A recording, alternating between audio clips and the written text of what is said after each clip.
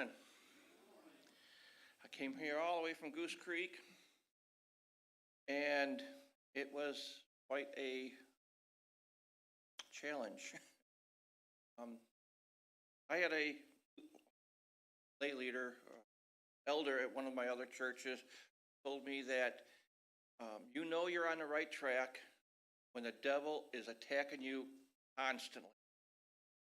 And for the last 2 months, the devil has been attacking me constantly. We got a job. I actually got injured back in 2009, injured my back, and I was fused from the L3 all the way down to my tailbone.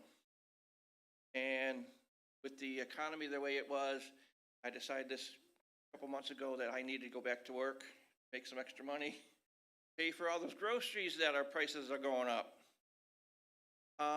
I got hired by a company who told me I was going to be an API, which is a investigator for shoplifting. I'd either be in a room watching cameras or walking around the store trying to catch the shoplifters. Well, the person decided I was not his type and gave me a $3 pay cut to go to this other position behind my back. And then turned around and hired 2 female that was more his type, but we won't discuss that. Then we got a notice of being evicted because my landlord is redoing my house, or his house that we're renting. So by January 1st, I need to be out. But then my sunroof of my car exploded as I'm going down the thruway. And just yesterday, getting all excited about coming here, I get a flat tire. The devil's working on me. You have 2 choices. Either shake your hand and start, why God, why? Or say, God's going to see me through. And you know what? God will see me through. I was going to preach here about my testimony of my life, and then it started, something weighed on me this week. So I'm going to kind of push the 2 together and try doing a quick sermon on both of them together. So my name is Robert McKale. I was born in upstate New York. Make that reference to upstate because every time you say New York, everybody thinks of New York City. But no, I was raised where the cows outnumbered the people. I was raised in a very strict Lutheran family. I mean strict. We're talking 6 years old, 3-piece suit every Sunday. Not good for a 6-year-old.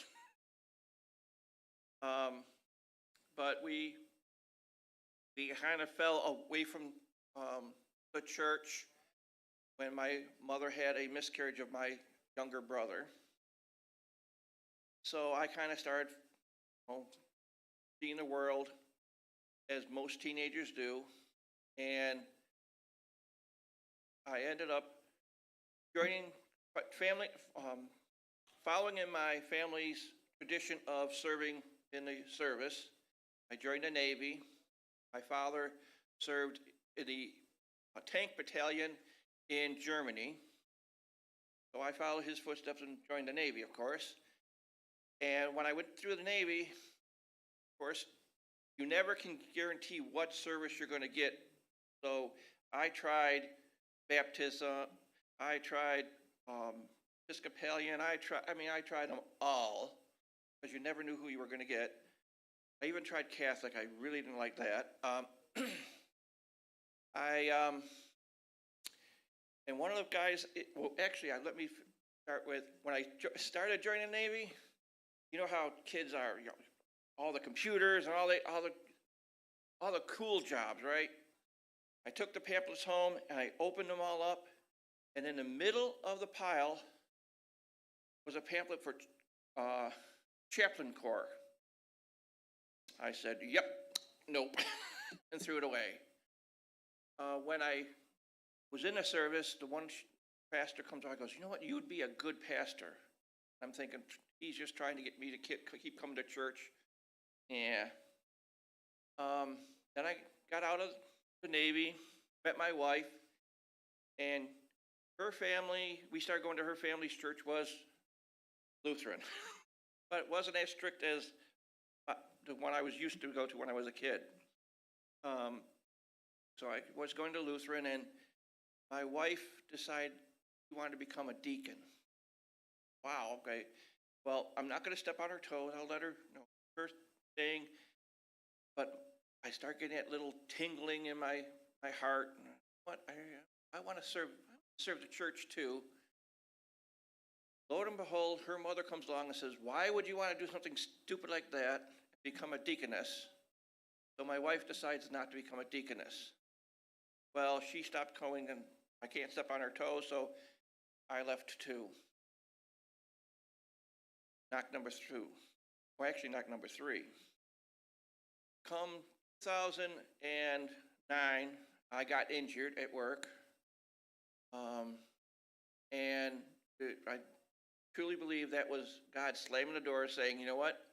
I've given you a couple knocks. I'm going to knock you, and I want you to work for me. Well, I went to bed one day, and I woke in the middle of the night. I woke up, which I thought I woke up, and I was having a conversation. Clear as day, I was having a conversation with somebody. My wife was sound asleep. Who am I talking to? I don't know. All the small chit chat. You know, how you been? What's going on? And he goes, you know what? Don't like how my church is being run. What? I don't like the divisions. I don't like the fighting amongst churches on who's going to, what diocese you're going to follow. All that, you need to follow me. Well, I woke up the next morning with this burning urge to become a pastor. And at that time, I was late 50s. I said, well, let's go check it out. And I checked it out, went into all the schools and what they want. Go to school, become a pastor. There's no way, unless you are a teenager doing it, you're going to make your money back. Well, how else I'm going to do this? I started looking around. I found some free online courses, and I did those, learning. And I found this ad on my LinkedIn account for a youth pastor. No qualifications, just, okay, I can do that. And that happened to be Sunrise Christian Church, Somerville. I went and talked. Will called me, and we talked, and he goes, oh, I got 3 kids, you got 3 kids. Oh, we had so much in common, we just talked and talked. He goes, invited me to church, came to church, and stayed there a couple years. And I met this gentleman who ran the sound booth, and me and him became real good friends, and he wanted to be a pastor, I wanted to be a pastor, and worked together. And he goes, you know what, I'm working with this other pastor you might want to talk to. I talked to him. That pastor was Mike Diamond at Victory. Mike said, I have no problem teaching you, mentoring you. I found my Paul. Had my Bartholomew, had my Paul, I was Timothy now. And I've been under his wing. He's teaching me, and at times I teach others. And it goes to show that God wants to bless you. He just wants to. But you have to answer the door. You have to answer the door. Oh, it goes back to, I know I didn't put this in the bulletin.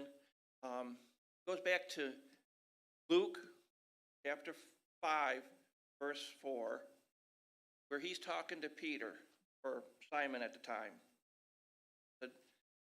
And actually, if you look at the King James or the New King James Version, it says, he stopped talking, and he turned to Simon and told him, push out and put your nets out. And Peter replied to him, we've been at it all night long, but because you said so, I'll go out and put my net out. Hear the difference? Jesus told him to put his nets out, his plural. Nets. He decided, no, I'm going to put one net out because I've been trying all night long. It's not going to happen. He didn't believe him. And he put his net out and almost it broke. He had to call his friends, Zebedee, James, and John, to help him. Now, he would have listened to Jesus and put his nets out. His boat would have started sinking. His nets probably wouldn't have, maybe not broke, but if they did, there would have been 2 nets breaking with all those fish. And think of the blessings he could have shared with everyone. It just shows to show God will wait for you. Doesn't matter what age you are. In the first text, in Isaiah 30:18, it says, therefore, the Lord waits for you graciously, and therefore he exalts himself to show mercy for you. Waits for you. I believe he waits for you because he knows the end. He knows what's going to happen. He can have the patience. He knows you're going to turn to him. If you are supposed to be a child of God, he knows you're going to be a child of God. On the other hand, the devil doesn't know what's happening. The devil has to fight for you every day. Every day. And you say, well, why are bad people getting good things? I'm not. I hear that question quite a bit. You know the answer? The devil doesn't have to fight for them. He already has them. He's got to fight for us because we are the servants of God. So he has to get us to take our fist at God. Next verse I have is Luke 1:7. And it says,